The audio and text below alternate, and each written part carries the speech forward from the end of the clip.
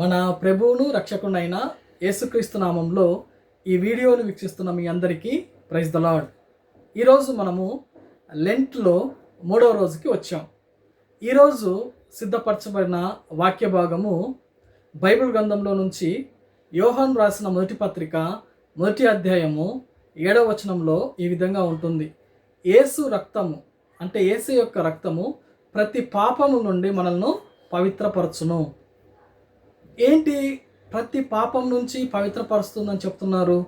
ఆయన రక్తము ఇప్పుడున్న పాపాలకి ఏ విధంగా పరచబడుతుంది, లేదా దేవుడు ఏ విధంగా తన రక్తం చేత పవిత్రపరుస్తాడు అని గనక మనం ధ్యానిస్తే, ఈ యొక్క భూమి మీద మొట్టమొదటిగా ఆదాము అవ్వల ఉన్న కాలంలో పాపము వచ్చినప్పుడు, లేకపోతే పాపము సంభవించిన తరువాత దేవుడు అక్కడ ఒక బలిని చేసి ఆ బలి ద్వారా ఆ యొక్క చర్మాన్ని తీసి చర్మపు చొక్కాలను మనకి తొలగించాడు.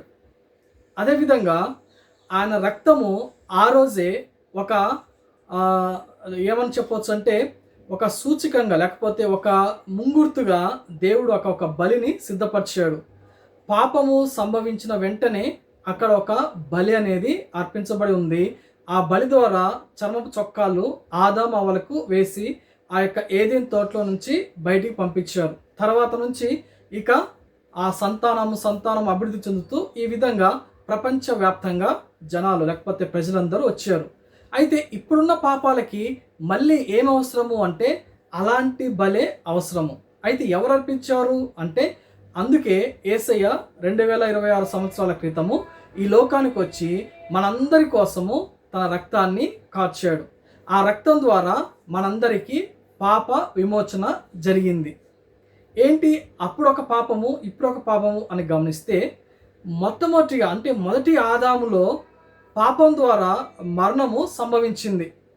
అయితే అక్కడ ఏదెన్ తోటలో ఆ మానవుణ్ణి, లేకపోతే ఆదాము హవ్వని, వాళ్ళిద్దరిని ఏ విధంగా దేవుడు రక్షించాడు అంటే ఆ యొక్క బలిని ఇచ్చి వాళ్ళిద్దరిని రక్షించాడు. ఈరోజు ప్రపంచ మానవాళికి ఎంతగానో ఆ రక్తం అవసరము. అలాంటప్పుడు ఎన్ని గొర్రెపోతులు లేకపోతే మేకపోతులు ఎన్ని అర్పించాలి? దానికి ముంగుర్తుగానే పాత నిబంధన గ్రంథంలో ఈ దేవుడు ప్రవక్తల ద్వారా ఈ విధంగా మోషే ద్వారా కొన్ని బలులు అర్పించమని చెప్పారు. దహన బలి అర్పించాలి, తర్వాత వచ్చేసి దేవునికి ఇష్టమైన బలులు ఇలా ఉన్నాయని చెప్పి ఇశ్రాయేలు ప్రజలకు నేర్పించాడు. ఎందుకు అంటే ప్రజలందరికీ అర్థమవ్వాలి, ఒక పాపము చేస్తే ఆ పాపానికి ప్రతిఫలము ఒక బలి అని. అయితే ఈ పాపాలన్నిటికీ ఒకే బలి సరిపోతుందా అంటే సరిపోవట్లేదు. పాత నిబంధన గ్రంథంలో చూసినట్లయితే తప్పులు ఒప్పుకుంటున్నారు, బలి అర్పిస్తున్నారు, మళ్ళీ తప్పులు చేస్తున్నారు, మళ్ళీ తప్పులు చేసి మళ్ళీ బలి అర్పించి మళ్ళీ తప్పులు, ఆ విధంగా ఇది కంటిన్యూస్గా జరుగుతూనే ఉంది. దీని నుంచి విడిపించబడాలి అంటే ఒక్కసారే అందరి కోసము, ఇప్పుడున్న ప్రజల కోసము, రాబోతున్న తరం కోసము, రాబోతున్న తరతరాల కోసము ఒక్కసారే ఒకే బలి అర్పించాలి అని చెప్పి యేసుక్రీస్తు ప్రభువారు ఈ లోకానికి వచ్చి మనందరి పాపాల నిమిత్తము శిలువ మీద చనిపోయి తన రక్తాన్ని కార్చాడు. పూర్తిగా తన రక్తాన్ని ఈ యొక్క భూమి మీద కార్చాడు.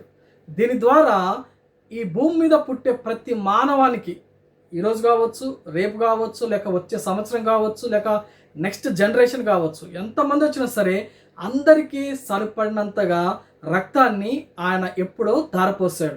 మనందరి కోసం ఆయన ఎప్పుడో ప్రార్థన కూడా చేశాడు. దేశయ్య, లేకపోతే దేవా, వీళ్ళు ఏం చేస్తున్నారో తండ్రి, వీళ్ళేం చేస్తున్నారో వీళ్ళు ఎరుగరు కనుక వీళ్ళని క్షమించు అని.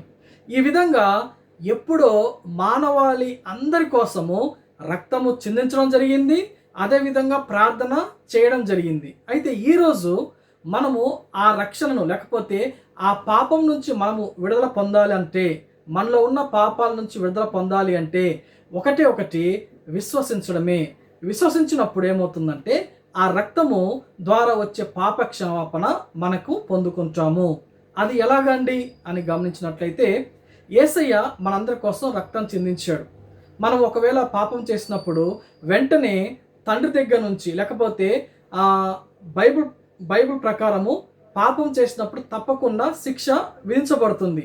ఆ శిక్ష విధించడానికి పరలోక రాజ్యంలో తండ్రి సిద్ధపరిచినప్పుడు అక్కడ యేసయ్య అంటాడు, తండ్రి ఇతని కోసము ఇదిగో నా రక్తాన్ని కార్చానని చెప్పినప్పుడు తండ్రి తన శిక్షను మన మీదకి పంపకుండా ఆ రక్తాన్ని బట్టి ఆపుతున్నాడు. అయితే ఎవరికి ఇది అర్థమవుతుంది అంటే విశ్వసించిన వాళ్ళకి మాత్రమే ఇది అర్థమవుతుంది. అలా మనము విశ్వసించినప్పుడు మాత్రమే రక్షించబడతాము. అది దీని యొక్క అర్థం అన్నమాట.